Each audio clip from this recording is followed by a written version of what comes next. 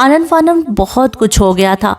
اوزان اسے مزید کوئی ایک بھی بات کیے بغیر اگلے 2-4 روز میں بزنس کی آڑ لے کر ملک سے باہر چلا گیا، اور پیچھے اس کے لاکھ پچھتانے کے باوجود اس کی نسبت جواد حسن کے ساتھ طے ہو گئی۔ سمرہ کو یقین تھا چاہے کچھ ہو جائے اوزان اسے خود سے الگ نہیں ہونے دے گا، اور اب جب بھی وہ اس معاملے میں اسے بات کرے گا وہ اس سے محبت کا اظہار کر لے گی، مگر اس کی نوبت نہیں آئی۔ اوزان نے پھر پلٹ کر کبھی کسی بھی موضوع پر اس سے کوئی بات نہیں کی، اور وہ اندر ہی اندر گھلتی بالآخر جواد حسن کی زندگی کا حصہ بن گئی۔ اوزان اس کی شادی میں پاکستان نہیں آیا تھا۔ وہ چاہتی تھی کہ اوزان اسے دلہن کے روپ میں دیکھ کر اپنے اختیار کھوئے، اس کا دل جلے، اور پھر وہ اس کے ساتھ زبردستی کرتے ہوئے یہ شادی رکوا دے، اسے کہے کہ وہ ماریا افندی سے نہیں صرف اس سے محبت کرتا ہے، اس کے بغیر جی نہیں سکتا۔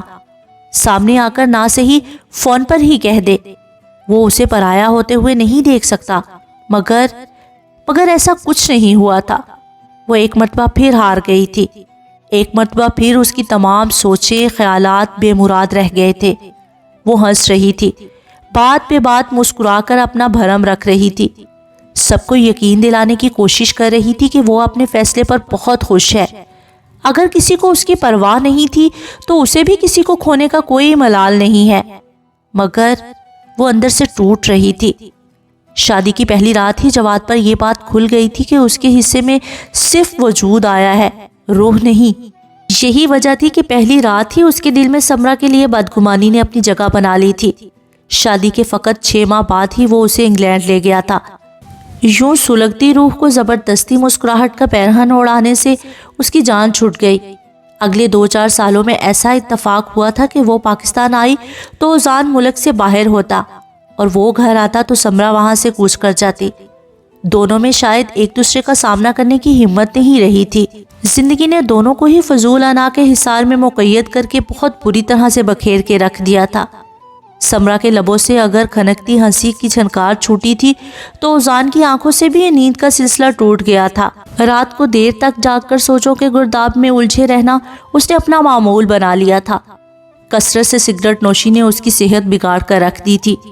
گھر والے اب سمرہ کے بعد اس کی شادی جلد کر دینا چاہتے تھے، مگر وہ منکر ہو گیا تھا۔ شادی کیا، اس کا دل دنیا جیسی چیز سے اچاٹ ہو گیا تھا۔ آسیہ بیگم کی خواہش تھی کہ اگر سمرہ ان کی بیٹی نہ بن سکی تو وہ رتابہ کو ضرور اپنے بیٹے کی دلہن بنا کر لائیں گی۔ اپنی اس خواہش کے تحت انہوں نے نادیہ بیگم اور سمرہ کے والد سے بھی تفصیلی بات کر لی تھی۔ خود اوزان کے بابا کی بھی یہی خواہش تھی۔ یہی وجہ تھی کہ اوزان کے لاکھ بدکنی کے باوجود گھر والوں نے اس کی نسبت رتابہ سے طے کر دی تھی۔ پہلے پہل رتابہ نے بھی اس فیصلے پر احتجاج کیا تھا۔ وہ اوزان کو صرف سمرہ کے حوالے سے دیکھتی تھی، اسے ان دونوں کی محبتوں کی حقیقت کا علم تھا، مگر بعد ازاں آسیہ بیگم کے سمجھانے پر اس نے اپنے دل کو اوزان کے لیے رضامند کیا تو پھر وہاں محبت کے پھول کھلنے میں بھی زیادہ وقت نہیں لگا۔ سمرہ کو جو ہی اس فیصلے کی خبر ہوئی وہ پاکستان چلی آئی۔ رتابہ دیکھ سکتی تھی کہ اس کی حالت پہلے جیسی نہیں رہی ہے۔ کھلے کھلے گلاب چہرے پر خزاں پڑاؤ ڈال کر بیٹھ گئی تھی، آنکھوں کے نیچے ہلکے پڑ گئے تھے۔ آسیہ بیگم اور نادیہ بیگم دونوں اس کا حال دیکھ کر تڑپ اٹھی تھی، مگر وہ اب بھی اپنی لولی لنگڑی محبت کا بھرم رکھنے کے لیے بات بے بات مسکرانے کی کوشش کر رہی تھی۔ پچھلی بار جب وہ پاکستان آئی تھی تو اس نے یہ طے کیا تھا کہ وہ اوزان اور ماریا افندی کے تعلقات کی حقیقت رتابہ سے ضرور پوچھے گی، مگر اس بار یہ سوال پوچھنے کی نوبت بھی نہیں آئی تھی۔ رتابہ نے اس کی شادی کے بعد اوزان کے بارے میں کوئی بات نہیں کی تھی۔ وہ اس کا ذکر چھیڑنا چاہتی بھی تو رتابہ بات کو سرسری انداز میں ٹال دیتی تھی۔ اس کا دل تڑپتا مچلتا رہ جاتا، مگر کوئی بھی اس کے ساتھ اوزان کے بارے میں بات کرنے کو تیار نہیں تھا۔ اس گھر سے، اس گھر کے لوگوں سے اس کی کروڑوں یادیں، ہزاروں لمحات وابستہ تھے، مگر اس نے خود اپنی ذات کو اس گلشن سے الگ کر لیا تھا۔ اب یہی اکیلا پن اسے اندر سے کھوکھلا کر رہا تھا۔ وہ یوں ہی بے سبب چھپ چھپ کر پہرو روتی رہتی۔ دل و روح کے ساتھ ساتھ جسم پر لگنے والے گھاؤ بھی ابھی تک اس نے سب سے چھپا رکھے تھے۔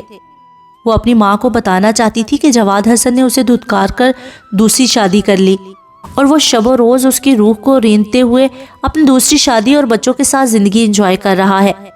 یہی نہیں بلکہ بات بے بات وہ اسے اوزان کے حوالے سے تانے دے کر لمحہ با لمحہ اس کے وجود کو کانٹوں پر گھسیٹنا نہیں بھولتا۔ وہ اپنے سب زخم انہیں دکھانا چاہتی تھی، یہ بتانا چاہتی تھی کہ اس بار وہ واپس جواد کے پاس انگلینڈ جانے کا حق کھو آئی ہے، مگر آسیہ بیگم اور نادیہ بیگم جس خوشی کے ساتھ بھرپور مگن انداز میں اوزان اور رتابہ کی شادی کی تیاری کر رہی تھیں، اس چیز نے اس کے لبوں پر کفر ڈال دیے تھے۔ رتابہ کے چہرے کی خوشی اور اوزان کے حوالے سے اس کے خوبصورت احساسات بھی اسے پوشیدہ نہیں رہے تھے۔ یہی وجہ تھی کہ اس نے ایک مرتبہ پھر خود کو کرب کی سولی پر سلگنے کے لیے لٹکا دیا تھا۔ رتابہ کا بیہیویئر بھی اس کے ساتھ پہلے جیسا نہیں رہا تھا۔ اوزان کی ہر چیز پر اسے جتا جتا کر یوں اپنا حق جماتی جیسے وہ ازل سے صرف اسی کا ہو۔ اوزان اگلے چند روز میں گھر والوں کی منت پر بے حد مجبور ہو کر پاکستان آ رہا تھا، اور اسی موقع سے فائدہ اٹھا کر گھر والے اس کی شادی رتابہ کے ساتھ کرنے کا پروگرام بنائے بیٹھے تھے۔ وہ شخص جس پر کسی کی پرچھائی پڑنا بھی اسے گوارا نہیں تھا، آج حالات کی ستم ظریفی کے باعث اس کی سوچ کی حدود سے بھی باہر نکل گیا تھا۔ وہ اس کے بارے میں اپنی خواہش سے کچھ سوچنے کا حق بھی کھو بیٹھی تھی۔ اسے یہ حق بھی نہیں رہا تھا کہ وہ اس کے استعمال کی کسی چیز کو سب کے سامنے ہاتھ لگا کر چھو ہی لے۔ اس روز رتابہ آسیہ بیگم اور نادیہ بیگم کے ساتھ شاپنگ کے لیے مارکیٹ گئی ہوئی تھی۔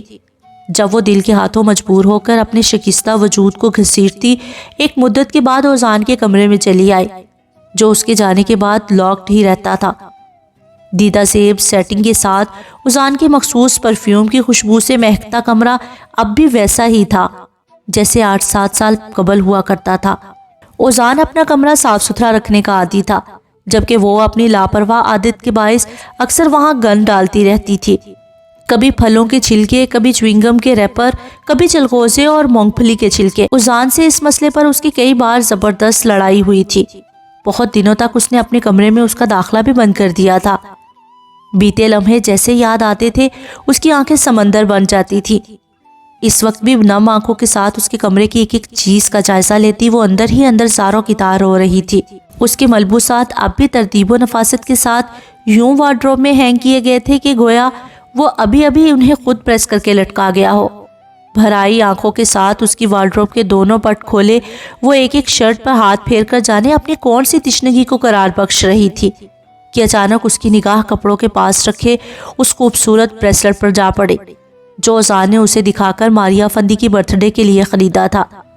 وہ ٹھٹکی تھی، نگاہوں کے ساتھ گویا ہاتھ بھی ساکت ہو گئے تھے۔ اگر اوزان ماریا کو یہ بریسلٹ اس کی برتھ ڈے پر دے چکا تھا تو پھر یہ کیا تھا؟ بریسلٹ کے ساتھ کچھ اور چیزیں بھی ترتیب سے رکھی ہوئی تھیں۔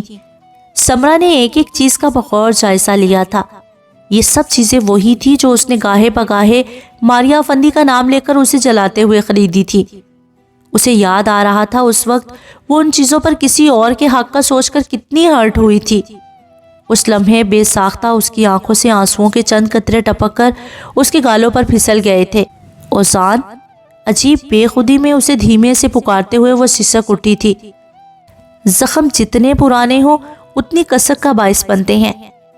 بریسلٹ کے قریب ہی اس کی خوبصورت کور والی ڈائری پڑی اس کی توجہ اپنی طرف مبذول کروا گئی تھی۔ ٹپ ٹپ آنسوؤں کو صاف کرتے ہوئے وہ ڈائری اٹھا کر اوزان کے بیڈ پر آ بیٹھی تھی۔ دیدہ زیب رنگوں سے ڈھلے دلکش اوراق پر موتیوں سے چمکتے الفاظ اسے سحر زدہ کر گئے تھے۔ ڈائری کھلتے ہی اس کی خوبصورت تصویر پھسل کر اس کی گود میں آ گری تھی۔ کپ کپاتے ہوئے ہاتھوں سے تصویر اٹھاتے ہوئے مزید کتنے آنسو بے مول ہوئے تھے۔ زندگی کے خوبصورت احساس سمرا بخاری کے نام۔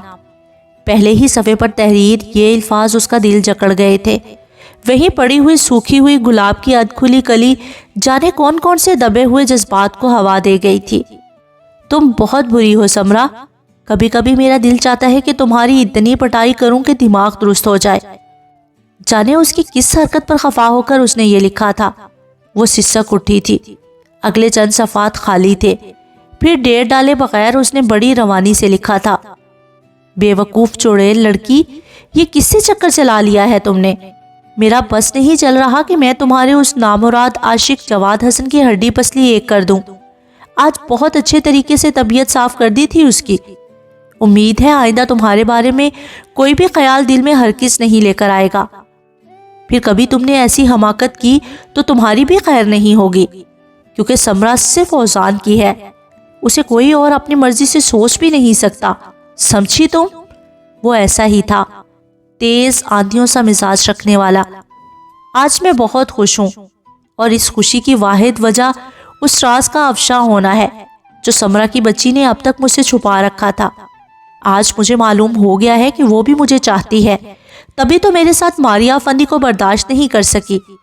شاید محبت کے معاملے میں سبھی دلوں کے لیے ایک جیسے ہوتے ہیں۔ بہرحال آج سمرا کی کمزوری مجھ پر عیاں ہو چکی ہے، اور اب میں اسی کمزوری سے فائدہ اٹھا کر اسے بہت تنگ کرنے والا ہوں۔ سمرا، شاید ہم دونوں بہت برے ہو گئے ہیں۔ گزرتے ہر روز کے ساتھ جانے کیوں مجھے ایسا محسوس ہو رہا ہے جیسے ہم دونوں ایک دوسرے سے دور جا رہے ہیں۔ ایک دوسرے کو جلانے اور جھکانے کی فضول ضد و خواہش میں ہم اپنی محبت کا دل دکھا رہے ہیں۔ تمہاری آنکھیں پکار پکار کر کہتی ہیں کہ تم صرف مجھ سے محبت کرتی ہو، مگر تمہارے لبوں کی خاموشی جانے کس طوفان کا پیش خیمہ ہے۔ مجھے تمہاری چپ سے ڈر لگنے لگا ہے۔ سمرا، میں کسی بھی قیمت پر تمہیں کھونے کا حوصلہ نہیں رکھتا، تمہیں ہرٹ بھی نہیں کرنا چاہتا، مگر جانے کیوں جب میں ماریا افندی کے حوالے سے کوئی بات کرتا ہوں اور تم جلتی ہو تو مجھے بڑا لطف آتا ہے۔ میں تم سے اپنے لیے، اپنی محبت کے لیے بہت کچھ سننا چاہتا ہوں۔ تم مجھ سے کہہ کیوں نہیں دیتی کہ تم مجھ سے محبت کرتی ہو؟ تمہیں اس بات سے فرق پڑتا ہے کہ میں تمہیں اگنور کر کے کسی اور پر توجہ کروں؟ مان جاؤ نا سمرا، پلیز۔ یہ اسی روز کی تحریر تھی جس روز اس نے گولڈ کا بریسلٹ اسے دکھا کر اسے ماریا کو گفٹ کرنے کا ذکر کیا تھا۔ بے جان کاغذوں پر بکھرے الفاظ اس پر وہ راز منکشف کر گئے تھے جو اوزان نے کبھی اس پر کھلنے نہیں دیا تھا۔ اگلے صفحے پر شاید بہت پیار سے اس نے لکھا تھا، سمرا، آج پہلی بار میں نے تمہیں برتھ ڈے وش نہیں کیا، صرف اسی لیے کہ شاید اسی بہانے تم مجھ سے جھگڑا کرو اور وہ سب کہہ دو جسے سننے کی اب جانے کیوں مجھے ضد سی ہو گئی ہے۔ کب تک بھاگو گی مجھ سے؟ کب تک اپنی انا کا پرچم بلند رکھو گی؟ تم کمزور ہو سمرا، تمہیں اپنی محبت کے سامنے خود کو جھکانا ہی پڑے گا۔ صرف ایک بار یہ پل صراط پار کر کے تو دیکھو، ہزاروں خوشیوں اور محبتوں کے انمول جزیرے تمہاری راہ دیکھ رہی ہیں۔ اور ہاں، یہ بریسلٹ میں نے صرف تمہارے لیے ہی بڑی چاہ سے خریدا ہے۔ ماریا افندی اس کی اہل نہیں ہے، نہ ہی میری زندگی میں وہ کبھی کسی طرح سے تمہاری جگہ لے سکتی ہے۔ بے جان ڈائری کے صفحات اسے کہیں درجے اچھے ثابت ہو رہے تھے، جس سے اس نے کم از کم اپنے دل کا حال تو شیئر کر لیا تھا۔ وہ تو اس اعزاز سے محروم ہی رہ گئی تھی۔ آگے بہت سے صفحات خالی چھوڑ کر اس نے پھر لکھا تھا، سمرا، آخر وہی ہوا نا جس سے میرا دل خوف زدہ تھا۔ ایک دوسرے کو پچھاڑنے کی ضد میں بالآخر ہم نے اپنے درمیان فاصلوں کی بنیاد رکھ ہی دی۔ تم واقعی بہت بری ہو۔ میں سوچ بھی نہیں سکتا کہ مجھے خود سے ہمکنار کرنے کی بجائے تم اتنی جلدی اتنا بڑا قدم اٹھا لو گی۔ آج تم نے میرا غرور پاش پاش کر دیا، باطل ثابت کر دیا ان خوبصورت رنگوں کو جو تمہاری آنکھوں میں اب تک مجھے اپنے لیے جھلملاتے دکھائی دیتے تھے۔ پہلی بار کسی کی آنکھوں کو جھوٹ بولتے دیکھا ہے سمرا۔ دل کو کسی طور یقین نہیں آ رہا کہ صرف مجھ سے شادی کرنے کی خواہش رکھنے والی لڑکی اب ایک دم سے کسی تھرڈ پرسن کی محبت میں کیسے مبتلا ہو گئی، اور تھرڈ پرسن بھی وہ جس کی ذات کے بارے میں وہ جانتی ہی نہیں۔ تم پچھتاؤ گی سمرا، اوزان سید کو کھو کر بے حد پچھتاؤ گی تم۔ اس نے جس کرب سے الفاظ تحریر کیے ہوں گے، سمرا وہ کرب محسوس کر سکتی تھی۔ اس کا اپنا دل درد کی شدت سے پھٹا جا رہا تھا۔ اسے اوزان کی بد دعا لگ گئی تھی۔ وہ واقعی پچھتا رہی تھی، کیونکہ اوزان کو کھو دینے کے بعد اس کے پاس زندگی گزارنے کا کوئی رنگ باقی نہیں بچا تھا۔ وہ بالکل تہی دامہ ہو کر رہ گئی تھی۔ پچھلے 7-8 سالوں میں جواد حسن نے کیسے کیسے ظلم نہیں کیے تھے اس پر۔ انگلینڈ جانے کے بعد وہ اس کے وجود سے یکسر غافل ہو گیا تھا۔ سارا دن وہ اکیلی گھر میں سودائیوں کی طرح گھومتی رہتی، بے حال پڑی رہتی، اسے پرواہ نہیں ہوتی تھی۔ سمرا کی اداسی، اس کی غائب دماغی اور چھپ چھپ کر رونے سے وہ بہت کچھ جان گیا تھا۔